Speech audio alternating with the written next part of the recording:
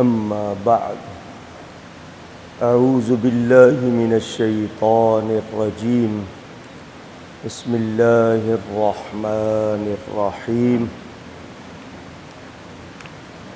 إن الذين كفروا وظلموا لم يكن الله ليغفر لهم ولا ليهديهم طريقا صدق اللہ العلی العظیم۔ محبت کے ساتھ ایک مرتبہ درود شریف پڑھ لیجیے۔ اللہم صلی علی سیدنا و مولانا محمد معدن الجود والکرم وآلہ وصحبہ وبارک وسلم۔ الصلاة والسلام علیک یا رسول اللہ، الصلاة والسلام علیک یا حبیب اللہ، الصلاة والسلام علیک یا رحمة للعالمین وعلى آلک واصحابک یا شفیع المذنبین۔ پانچویں تراویح ادا کی گئی ہے اور ساتویں پارے کے بعد آٹھویں پارے کے نصف تک تلاوت ہوئی ہے، لیکن بیان چونکہ پہلے سے وہ میں کر رہا ہوں، اسی حوالے سے کچھ باتیں آپ کے سامنے عرض کروں گا۔ وما توفیقی الا باللہ العلی العظیم۔ بہت سی باتیں رہ جاتی ہیں، لیکن یہ کہ کچھ ضروری باتیں آپ کو پہنچا رہا ہوں۔ اللہ تعالی ولی ہے ایمان والوں کا، اور ولی کے معنی مددگار کے بھی ہیں، ولی کے معنی دوست کے بھی ہیں، ولی کے معنی پیارے کے بھی ہیں۔ اسی اللہ نے ہمارے لیے ولی بنائے بھی ہیں، تو اللہ کے بنائے ہوئے ولی جو اللہ کے پیارے ہیں، اللہ کے مددگار ہیں، ان کا انکار کیا جا سکتا نہیں۔ مومن بھی آپس میں ایک دوسرے کے دوست ہیں، ولی ہیں۔ ہم سب کو یہ بات یاد ہونی چاہیے۔ دوسری بات، اللہ تعالیٰ نے عالم ارواح میں، یہ عالم اجسام ہے دنیا، اس سے پہلے روحوں کی دنیا میں تمام روحوں سے فرمایا تھا الست بربکم، کیا میں تمہارا رب نہیں ہوں؟ قالوا بلا۔ سب سے پہلے نبی پاک صلی اللہ علیہ وآلہ وسلم نے جواب دیا، پھر سب نے کہ بلا شبہ تو ہمارا رب ہے۔ یہ روحوں نے وہاں اقرار کیا۔ دنیا میں آ کر جن لوگوں نے انکار کیا یا پھر گئے، حالانکہ انسان کے اندر فطری طور پر نیچرلی یہ چیز موجود ہے کہ وہ رب کو پہچانے، مگر کسی نے ہوا کو، کسی نے آگ کو، کسی نے پانی کو، کسی نے سورج کو، کسی نے تاروں کو خدا بنا لیا۔ یہ مظاہر قدرت ہیں، اللہ کی قدرت ان سے ظاہر ہوتی ہے، یہ خدا نہیں۔ وہ جب چاہتا ہے سورج کو بے نور کر دیتا ہے، آگ کو بجھا دے تو کوئی اس کو جلا سکتا نہیں۔ حضرت ابراہیم پر اس نے آگ گلزار بنا دی، وہ باغ بن گیا ان کے لیے۔ تو یہ اللہ کو پہچاننا، اللہ کی معرفت جتنی ہو سکے، ہر ایک چیز سے اللہ کی معرفت۔ اب کتنے لوگ بیٹھے ہیں، سب کے پاس آنکھیں ہیں، کیا سب ایک جیسا دیکھتے ہیں؟ انگوٹھے کا نشان سب کا ایک جیسا ہے؟ سب کا دماغ ایک جیسا ہے؟ تو پہچانا جائے بنانے والا کون ہے؟ 10 گز کی زمین ہے، اسی میں آم کا درخت، اسی میں امرود کا، اسی میں سیب کا، یہ ذائقے کون بنا رہا ہے؟ یہ شکلیں کون بنا رہا ہے؟ یہ رنگ کون چڑھا رہا ہے؟ اللہ تعالیٰ۔ تو اللہ کو پہچاننا، یہ ہر چیز اللہ کا پتہ دیتی ہے۔ پھر ایک دوسرا اللہ نے عہد لیا، وعدہ لیا، میثاق، ایگریمنٹ، جو بھی لفظ آپ کہتے ہیں، اس میں صرف نبی تھے۔ کون تھے؟ اونچی کہہ دیں۔ نبی کی جمع انبیاء کہتے ہیں، نبیین ہے۔ سارے نبی جتنے اللہ نے بنائے وہ سب اس میں موجود تھے۔ کیا مرزا قادیانی تھا؟ پوچھ رہا ہوں، یہیں سے ہی بات واضح ہو جاتی ہے۔ اللہ نے وعدہ لیا نبیوں سے کہ میں نے تم کو کتاب کہتے ہیں لکھی ہوئی چیز کو، اور حکمت، دانائی سے جو کچھ دیا ہے، تم پر مہربانی کی، نبی بنایا، تمہیں کتابیں دی ہیں، تمہیں دانائی دی ہے۔ ثم جاءکم رسول، تمہارے آخر میں آئے گا بڑی شان والا رسول۔ وہ کیا کرے گا؟ مصدق لما معکم، جو کچھ تمہارے ساتھ ہے اس کی تصدیق کرے گا۔ تصدیق، ویریفیکیشن کہتے ہیں۔ آپ کے ہاں یہی کہا جاتا ہے، بغیر علم کے تصدیق ہو سکتی ہے؟ یہ بیٹھے ہیں جاوید صاحب، یہ سادہ کاغذ میرے پاس لے آئیں کہ اس پہ تصدیق کر دو، کلین پیپر۔ میں کہوں گا کس بات کی؟ کہیں بات نہ پوچھیں، تصدیق کر دیں۔ میں کروں گا، کیونکہ جب تک علم نہیں ہے تصدیق ہو سکتی نہیں۔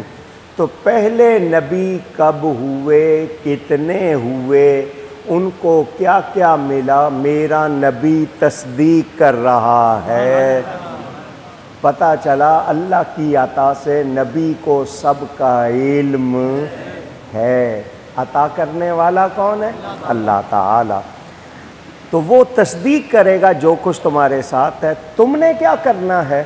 لَتُؤْمِنُنَّ بِهِ وَلَتَنْصُرُنَّ، ضرور ان پر ایمان بھی لانا ہے اور ان کی مدد بھی کرنی ہے۔ امتیں نبیوں پر ایمان لا رہی ہیں، سارے نبی میرے نبی پر ایمان لا رہے۔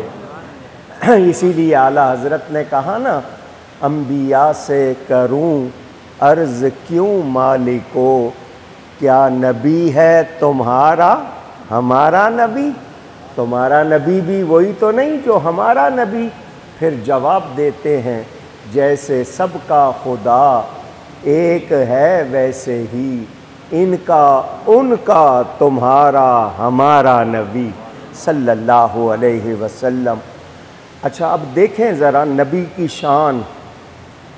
اللہ نے فرمایا ایمان بھی لانا ہے، مدد بھی کرنی ہے۔ قال اقررتم واخذتم علی ذالکم اسری، کیا تم اقرار کرتے ہو اور اس بات کا بھاری ذمہ لیتے ہو؟ یعنی نبی کی شان، نبیوں سے اللہ تعالیٰ بھاری وعدہ لے رہا ہے۔ دیکھو تم نے کہا ہے تو اب جو اقرار کر رہے ہو اور اس پر بھاری ذمہ اٹھاتے ہو، قالوا اقررنا، سارے نبیوں نے کہا اٹھاتے ہیں۔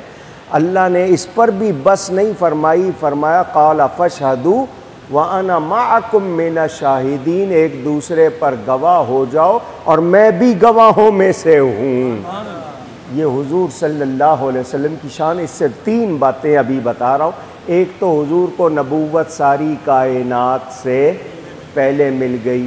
دوسری بات، جنہوں نے نبی ہونا تھا وہ ہو چکے، اب کوئی نبی ہو سکتا نہیں۔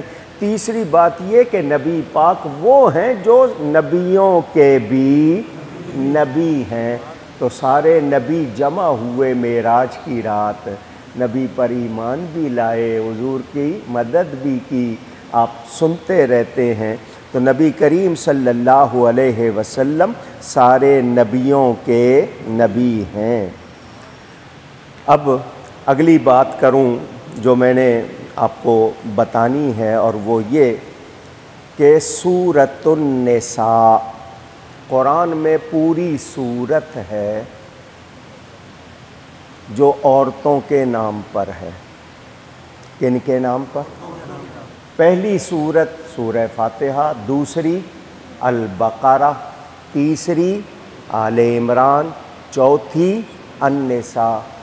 کچھ لوگ یہ فتویٰ دیتے ہیں کہ جس چیز پر اللہ کے سوا کسی کا نام آ جائے، اللہ کے سوا کو وہ غیر اللہ کہتے ہیں، نان آف اللہ، تو کہتے ہیں غیر اللہ کا نام آ جائے تو وہ چیز حرام ہو جاتی ہے۔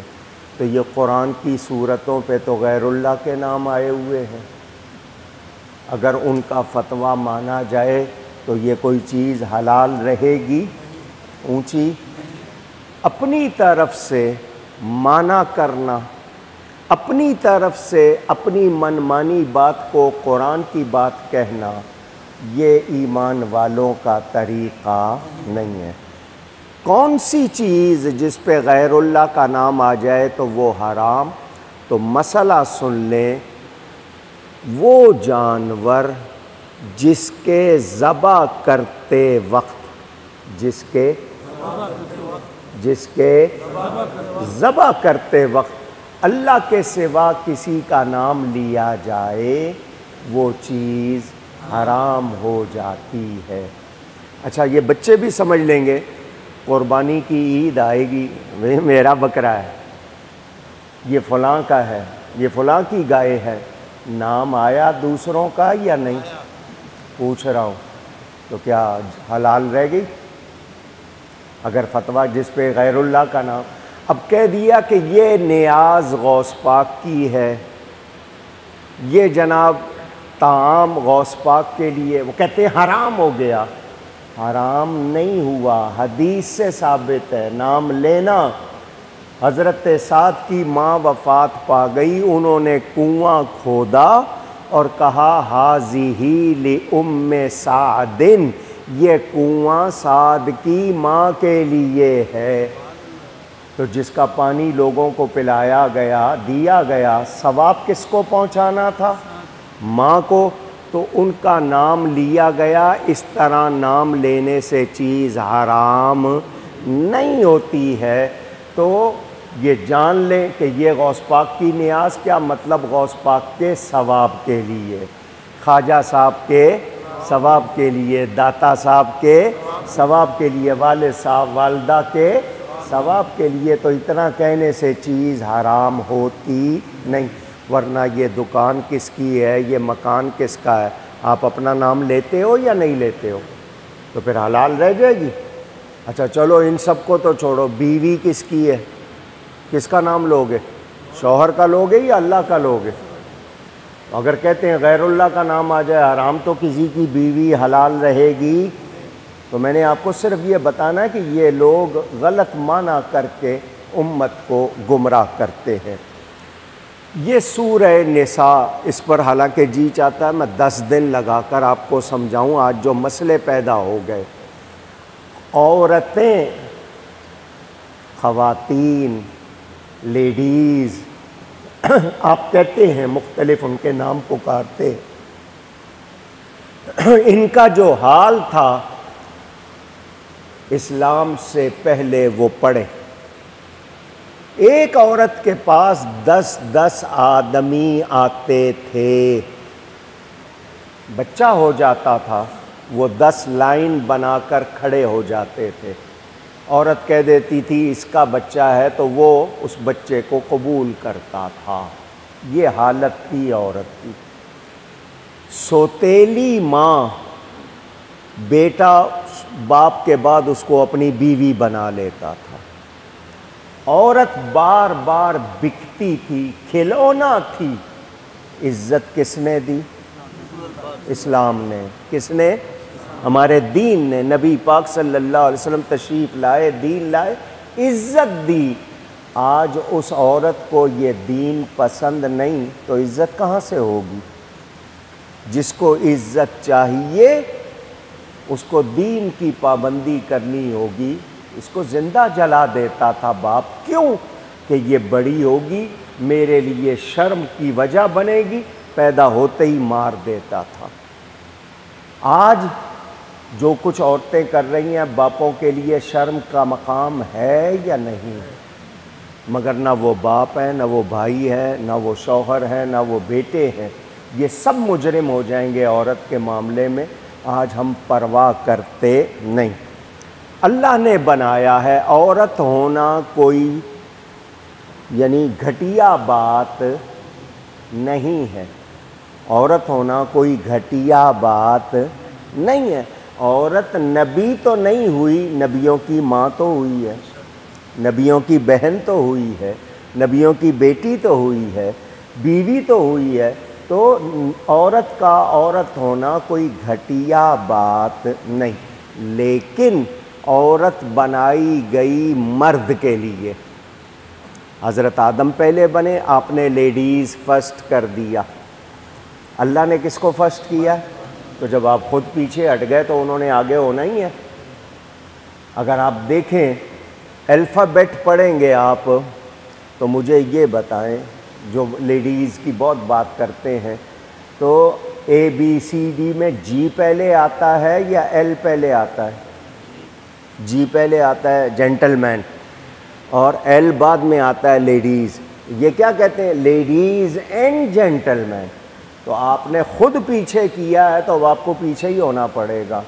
تو یاد رہے، مرد و عورت ایک دوسرے کے ساتھی ہیں، نہ عورت غلام ہے نہ عورت گھٹیا ہے، لیکن اللہ نے مرد کو برتری دی ہے، درجہ دیا ہے۔ تو اللہ کا دیا ہوا مانیں گے یا نہیں؟ اونچی کہیے۔ تو جو اسلام کو مانتے ہیں وہ یہ شان بھی مانتے ہیں، جو اسلام کو نہیں مانتے وہ کہتے نہیں عورت کو آزادی چاہیے۔ تو جو آزادی یورپ نے دی ہے، مغرب نے دی ہے، اس کا حال دیکھ لے۔ وہاں ہر سیکنڈ میں عورت کے ساتھ جو کچھ ہو رہا ہے وہ خود نشر کرتے ہیں۔ اسکول میں 9 سال کی بچیاں وہاں مائیں بن رہی ہیں، وہاں پر خود رپورٹ آ رہی ہے، جو کچھ عورت کے ساتھ وہاں ہو رہا ہے آزادی کے نام پر، اس کا حال دیکھ لیں۔ تو عورت کی عزت کس میں ہے؟ اسلام میں۔ کس میں ہے؟ اونچی کہیے گا۔ تو جو اسلام کی پابند ہوں گی عزت پائیں گی، جو اسلام کی پابند نہیں ہوں گی ان کو عزت مل سکتی نہیں۔ اللہ تعالی نے حکم دیا ہے نکاح کا، یہ عورت کو اللہ نے ہم پر حلال کر دیا، اس کی مہربانی ہم خود کر سکتے نہیں تھے، ہم سے نہیں ہو سکتا تھا، اللہ نے کر دیا۔ تو اللہ فرماتا ہے اس اللہ سے ڈرو۔ یہ جو خطبہ پڑھا جاتا ہے نکاح کے وقت، اس میں 8-9 مرتبہ یہ لفظ آتا ہے اللہ سے ڈرو۔ کیا مطلب؟ کہ اللہ کی وجہ سے تم پر حلال ہوئی ہے، اس پر ظلم نہ کرنا۔ لیکن آج پڑھے لکھے معاشرے میں عورت پر جو ظلم ہو رہا ہے وہ وہی لوگ کر رہے ہیں جو بڑے بڑے لبرل ہونے کے دعوے کرتے ہیں، جبکہ آپ غریب کے ہاں دیکھیں گے تو یہ حال نہیں ہوگا۔ تو ہمیں حکم دیا گیا ستھری عورتوں سے نکاح کرنا ہے۔ کس سے؟ اونچی گئی ہے۔ ہاں، یہ جو لڑکے پسند کر لیتے ہیں نا، تو پہلے دیکھا کرو ستھری ہے یا نہیں ہے۔ ما طاب لکم من النساء، پاکیزہ عورت ہونی چاہیے۔ زمین پاک نہیں ہوگی، صاف نہیں ہوگی، بیج اچھا نہیں ہوگا تو فصل اچھی نہیں لگے گی۔ اگر چاہتے ہو اولاد اچھی ہو تو بیوی کون سی چننی ہے؟ پاکیزہ ستھری عورت۔ 2-2 3-3 4-4 نکاح کر سکتے ہو، لیکن شرط ہے کہ عدل کر سکو۔ تو یہ 4 شادیوں کی اجازت ہے، حکم نہیں ہے۔ کیا ہے؟ اجازت ہے، حکم، اور وہ اجازت بھی شرط کے ساتھ ہے۔ اب بتاؤ، جنگیں ہوتی ہیں، کتنے مرد مارے جاتے ہیں؟ اگر ان کی عورتوں کو ایسے ہی چھوڑ دیا جائے تو نتیجہ کیا نکلے گا؟ اسلام ہے جو کہتا ہے ان کی کفالت کرو، آپ کو اس پر بھی ثواب ملتا ہے۔ تو یہ میں نے مختصراً یہ بات کی ہے، حالانکہ اس پر بہت زیادہ میرا تھا کہ میں آپ کو بتاؤں۔ اب اس کے بعد مسئلہ ہے وراثت کا، میراث۔ ہمارے ہاں عورتوں کو اکثر میراث نہیں دی جاتی، یہ ظلم بھی ان پر ہوتا ہے۔ آپ عدالت میں چلے جائیں، جس کو آپ کورٹ کہتے ہیں، 80% مقدمات جائیداد کے ہیں اور رشتہ داروں کے ہیں۔ انصاف نہیں کر رہے۔ ویسے تو انصاف آپ کو ملتا نہیں ہے، ہر جگہ لینا ہی پڑتا ہے۔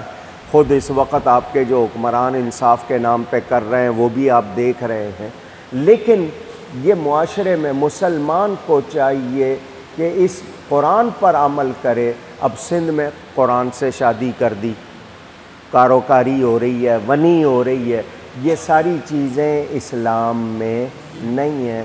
اسلام آپ کو پاکیزہ ستھرا معاشرہ دیتا ہے، خوشحال معاشرہ دیتا ہے، مگر ہم لوگ اس پر عمل نہیں کرتے۔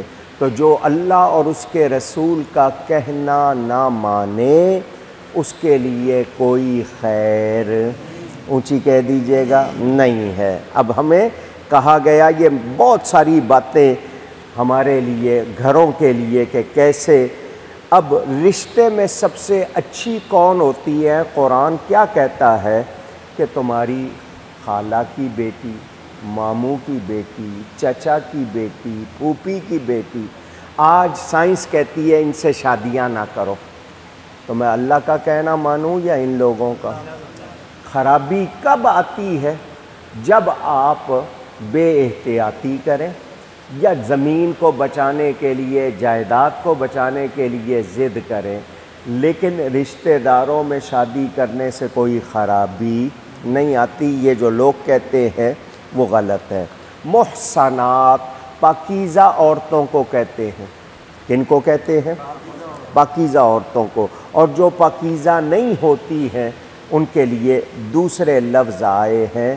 ایک انسان کو گناہ سے بچانے کے لیے اللہ تعالیٰ کی تعلیمات کافی ہیں، اگر وہ عمل کرے، نبی کے ارشادات کافی ہیں، لیکن عمل نہ کرے۔ اب ایک لڑکا آ گیا، کتنی، یہ مسند احمد میں حدیث موجود، جوان لڑکا، صحابی ہے، حضور سے آ کے اجازت مانگ رہا ہے، مجھے فلاں عورت پسند ہے، مجھے اس کے ساتھ زنا کرنے کی اجازت دیں۔ کتنی بڑی بات، سب کو غصہ آ گیا جتنے بیٹھے ہوئے تھے، اس کی اتنی جرأت، اتنی بات۔ اب اس کو حکم دیتے کہ اس کو مارو، وہ بات کیسے واضح ہوتی؟ حضور نے بٹھا لیا، فرمایا جو تو کچھ کرنا چاہتا ہے کیا تو پسند کرے گا کہ اپنی ماں سے کرے؟ اس نے کہا نہیں۔ اپنی بہن سے کرنا پسند کرے گا؟ اس نے کہا نہیں۔ اپنی بیٹی سے پسند کرے گا؟ نہیں۔ کوئی تیری بیوی سے کرے پسند کرے گا؟ نہیں۔ حضور نے ساتھ میں رکھا ہاتھ اس پر، وہ ہاتھ رکھنے کی برکت اس میں وہ اثر چلا گیا، اس کو گناہ سے اتنی نفرت ہو گئی کہ پھر کبھی اس نے گناہ کی طرف دھیان ہی نہیں کیا۔ سمجھایا بات کو۔ تو آج معاشرے میں جو خرابیاں ہیں، عورتیں اشتہار بن رہی ہیں، کپڑے نہیں پہنتی، پہن کر بھی ننگی رہتی ہیں، اپنا آپ دکھاتی ہیں، بازاروں میں آوارہ گھومتی ہیں، تو پھر بولو ان کی عزت ہو سکتی ہے؟ تو جب خود دعوت دے گی تو ایک گوشت کا ٹکڑا کھلا رکھا ہے، ایک پیک کیا ہوا رکھا ہے، مکھیاں جانور کس پہ آئیں گے؟ کھلے ہوئے پہ آئیں گے۔ تو آپ ڈھانپ کے رکھو، اپنی عزت رکھو، تو آپ کی طرف کوئی میلی نگاہ نہیں اٹھے گی۔ یہ جو بال ہیں عورت کے، شریعت نہیں چاہتی کسی کی میلی نگاہ ان پر پڑے، مگر یہ خود کاٹ کر گندی نالی میں پھینک دیں تو عزت کروائی یا کیا کروایا؟ تو آج کی عورت کو سمجھنا ہوگا۔ اللہ فرماتا ہے الرجال قوامون علی النساء، مرد قوام ہیں، مردوں کو اللہ نے درجہ دیا، نگران بھی ہیں، آپ کو پالتے بھی ہیں، سارا خرچ وغیرہ دیتے ہیں اور آپ کی حفاظت بھی کرتے ہیں، تو اللہ نے ان کو درجہ دیا ہے۔ ہم اس درجے کے خلاف اگر جائیں گے تو معاشرہ بگڑے گا، صحیح رہ سکتا نہیں۔ اچھا، اب سوال آتا ہے عورت پہ ہاتھ اٹھانا۔ کچھ لوگوں کو تکلیف ہوتی ہے، عورت کو مارتے ہیں، کوئی ہاتھ مارتا ہے، کوئی چیزیں مارتا ہے، کوئی جوتے مارتا ہے، کوئی ڈنڈے مارتا ہے، کچھ ہیں ایسے، یہ نہیں، وہ میرے نزدیک مرد نہیں ہے۔ وہ مقابلہ کرنا ہے تو کسی مرد سے کرنا تاکہ تجھے پتہ چلے، تو ایک رکھے گا وہ آگے سے دو ٹکائے گا تو تجھے پتہ چلے گا۔ وہ نازک عورت، اس پہ تم ہاتھ اٹھا رہے ہو، ہلکی مار۔ کون سی مار؟ ہلکی مار کی اجازت ہے شوہر کو یا باپ کو کہ وہ بیٹی کو مار سکے، یا شوہر بیوی کو کب؟ نشوز کا لفظ آیا، واللاتی تخافون نشوزہن فعظوہن واہجروہن فی المضاجع واضربوہن۔ یہ واضربوہن کے معنی ہلکی مار۔ کب مارنی ہے؟ جب وہ کھلی بے حیائی کرے۔ کب؟ کھلی بے حیائی کرے گی تو مار سکتے ہیں، ورنہ نمک زیادہ کیوں ہے، مرچ کم کیوں ہے، اس پہ مار سکتے نہیں۔ یہ بستر کیوں نہیں بچھایا، صفائی کیوں نہیں کی، اس پہ مار سکتے نہیں۔ کھلی بے حیائی اگر وہ غلط ہے، مثلا آج کل پکڑنے کا طریقہ موبائل فون ہے، سارا کچھ اسی پہ ہی ہو رہا ہے نا۔ اب شوہر بیوی کا، بیوی شوہر کا دیکھے نہ دیکھے کیا کرے، اس پر جھگڑا ہو جاتا ہے۔ آپ بیٹے کا پکڑ لیں وہ آپ کے ساتھ لڑے گا، بیٹی کا پکڑ لیں فون وہ آپ کے ساتھ لڑیں گے، حالانکہ ماں باپ کو اختیار ہے، مگر اس کے اب آپ کو پتہ چلا کسی اور سے باتیں کرتی ہے، کوئی غلط تعلق ہے، تو آپ اس کو وارننگ دیں کہ دیکھو میری علم میں یہ بات آئی ہے، یہ درست نہیں ہے۔ وہ نہ کرے، آپ بستر الگ کر لیں، اس سے بستر الگ کر لیں، یہ دوسری وارننگ ہو گئی۔ اس پہ بھی نہیں ہو رہی ہے تو ہلکی مار مارنی ہے جب وہ کھلی بے حیائی اور ضد پہ آ جائے، ورنہ مارنے کی اجازت۔ آپ تو شاید کہتے ہیں پاکستان، یورپ بھرا ہوا ہے اس چیز سے، وہاں روز یہ واقعات ہوتے ہیں، آپ تک باتیں نہیں آتی۔ یہ لبرل جا کے وہاں دیکھیں کہ وہاں عورت کے ساتھ کیا سلوک ہوتا ہے، وہاں بھی سڑکوں پہ وہ پھینک دیتے ہیں، گھسیٹ دیتے ہیں۔ تو اسلام نے جو بتایا، کھلی بے حیائی کے بغیر ہاتھ اٹھانے کی اجازت نہیں۔ آپ کے ہاں پولیس اٹھا رہی ہے، دوسرے کر رہے ہیں، کیا ہو رہا ہے؟ تو یہ اس لیے کہ یہاں پر اسلامی قوانین اونچی نہیں۔ اچھا، اب اگلی آیت سنیں، وَاعْبُدُوا اللَّهَ، عبادت کرو اللہ کی۔ کس کی عبادت؟ یہ طے ہے کہ اللہ کے سوا کسی کی عبادت کی جا سکتی نہیں، سوچی جا سکتی بھی نہیں۔ وَلَا تُشْرِكُوا بِهِ شَيْئًا، اور کسی چیز کو اس کے ساتھ شریک نہیں کرنا۔ یہ شرک سب سے بڑا گناہ، مگر شرک ہے کیا؟ آج وہ غلط بات، مثلا ایک کتاب ہے بہشتی زیور، دوسروں کی لکھی ہوئی ہے، اس میں شرک کی چیزوں کی جو فہرست لکھی ہے وہ اگر آپ پڑھیں گے تو حیران ہو جائیں گے۔ اس میں لکھا ہوا ہے سیرا باندھنا شرک۔ اب پڑھ کے ہنسی نہیں آئے گی تو کیا آئے گا کہ سہرے کا کیا تعلق ہے؟ کوئی اللہ کا کوئی چہرہ ہے، اللہ سہرا باندھتا ہے؟ یعنی ایسی باتوں کو بھی شرک لکھا ہوا ہے۔ تو جو شرک ہے وہ جس کو شرک کہتے ہیں وہی شرک ہے، جو شرک نہیں۔ اور بخاری شریف میں حدیث ہے، حضور نے فرمایا مجھے اپنی امت سے شرک کا خوف نہیں ہے، اس بات کا ڈر ہے کہ میری امت دنیا کو زیادہ پسند کرنے لگ جائے گی، اور وہ ہو رہا ہے۔ لیکن فرمایا شرک کا خوف نہیں۔ تو اب میں ہاتھ باندھ کے کھڑا ہو جاؤں سلام پڑھنے، میں نبی کا نام چوم لوں، میں کسی مزار کو چوم لوں، یہ سب کو شرک کہنے لگ گئے، تو یہ باتیں شرک نہیں۔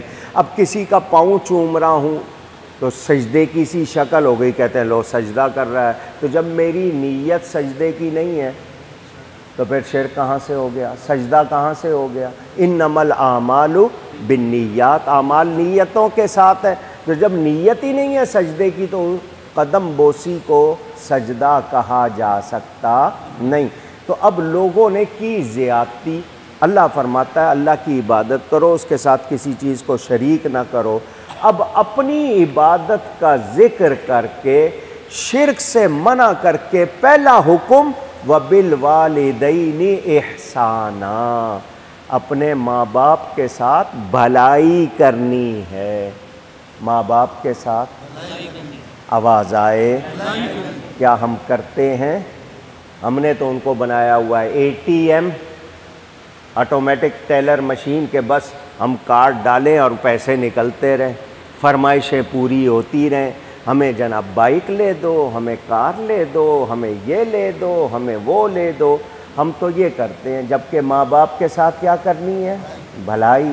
جب آپ چھوٹے ہیں وہ آپ کے ساتھ کر رہے ہیں، اب آپ قابل ہو گئے ہیں تو آپ نے کرنی ہے، لیکن ہماری عمر فرمائشوں میں گزر جاتی ہے، خدمت لینے میں گزر جاتی ہے، خدمت کرتے نہیں۔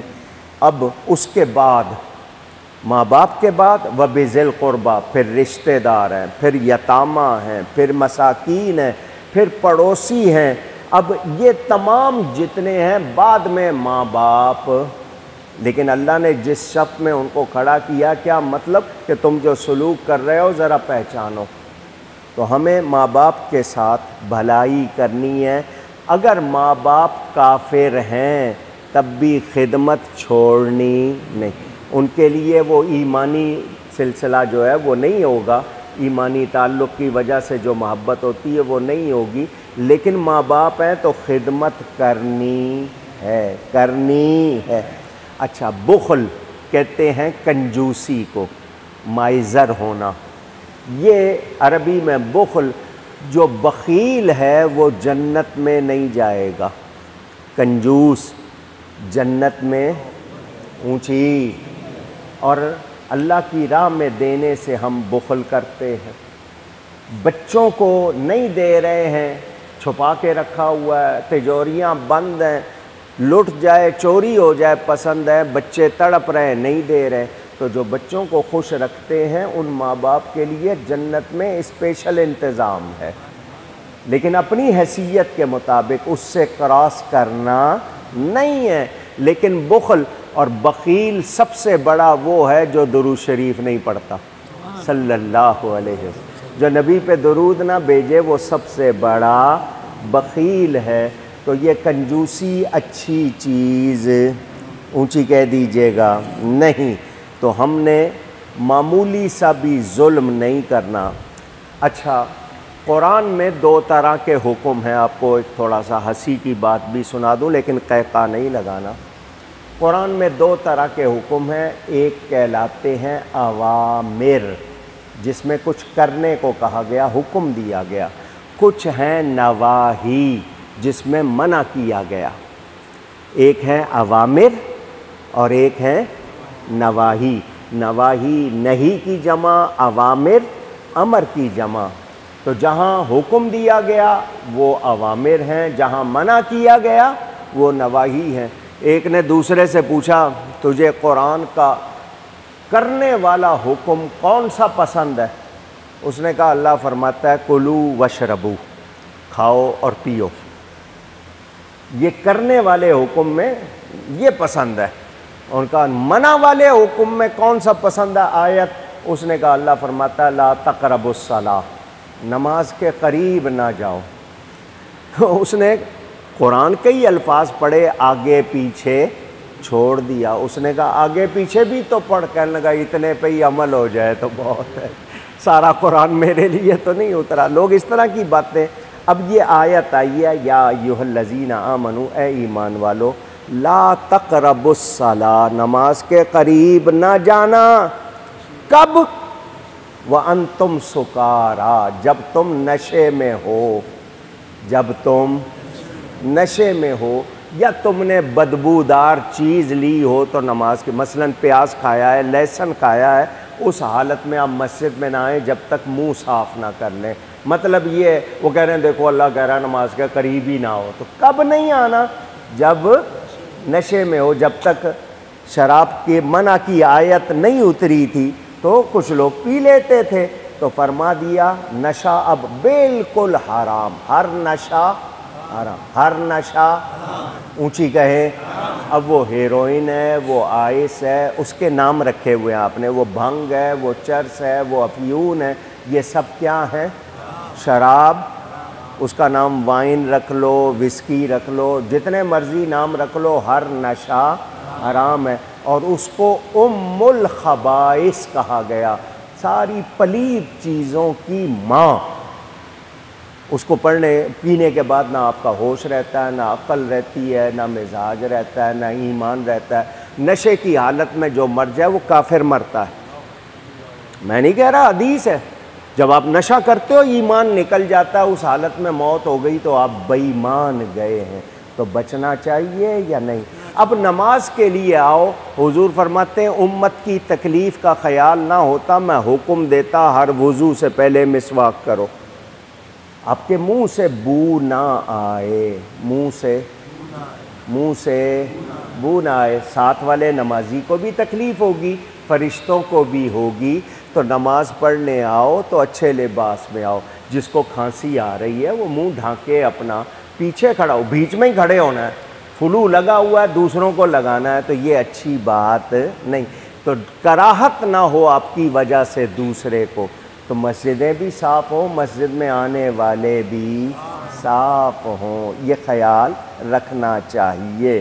اگر تمہیں وضو کے لیے جگہ نہ ملے، پانی نہ ملے، یا پانی بہت کم ہے، تو آپ ایک ایک مرتبہ جو فرائض ہیں وہ تین مرتبہ کی بجائے ایک ایک مرتبہ کر سکتے ہیں۔ اگر اتنا سا پانی اور ہے نہیں، جہاں پانی نہیں ملے 3 میل ادھر، چاروں طرف 3 میل تک آپ کو پانی نہیں مل رہا، تو پاک مٹی سے تیمم، کیا لفظ ہے یاد رہے گا، تیمم کر سکتے ہیں۔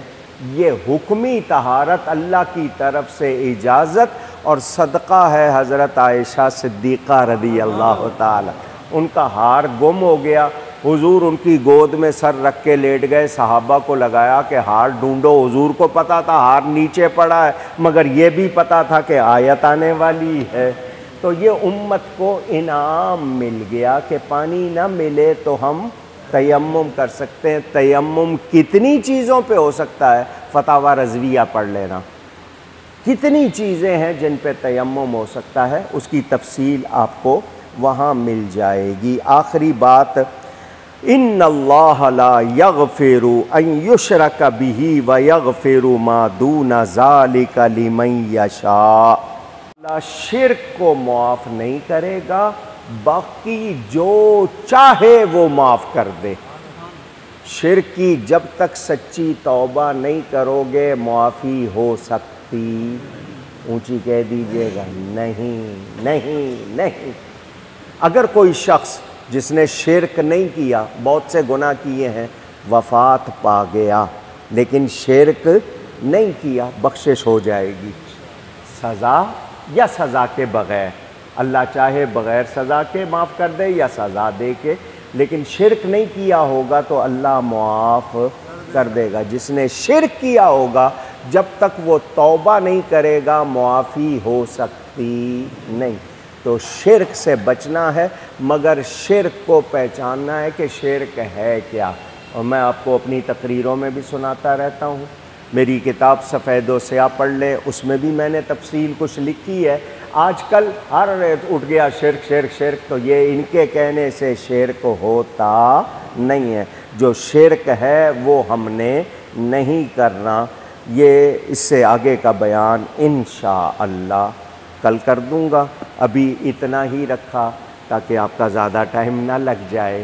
بس کوشش کرو دین سیکھو، دین کو سیکھو، سمجھو، تاکہ آپ کی عبادت بھی اچھی ہو اور ضائع نہ ہو۔ گفتگو میں مجھ سے کوئی غلطی ہوئی ہو، اللہ تعالیٰ اور اس کے رسول صلی اللہ علیہ وسلم کی بارگاہ میں توبہ کرتا ہوں۔ بہت شکریہ۔